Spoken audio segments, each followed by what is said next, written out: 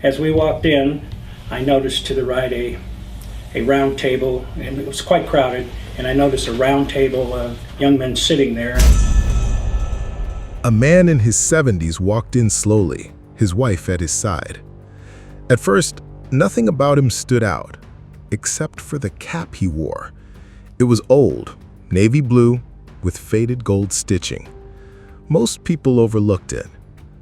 But at a nearby round table, 5 young men noticed immediately. The couple sat down, scanning the menu like they had many times before. The restaurant buzzed with conversation. Plates clattered, laughter filled the air. But then something shifted. One of the young men rose from his seat, then another. Soon all 5 were making their way across the room. They approached the older man's table without a word.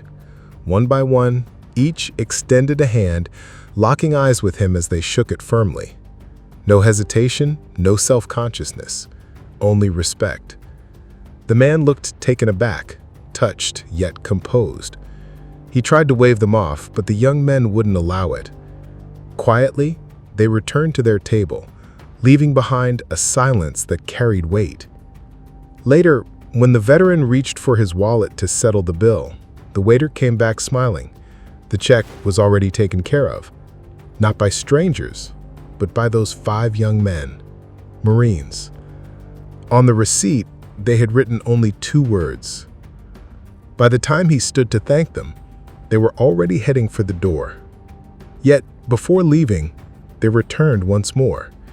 Each shook his hand again, offering a brief embrace. The last young Marine paused, then stood at attention and delivered a sharp, silent salute. In that instant, the room grew sacred.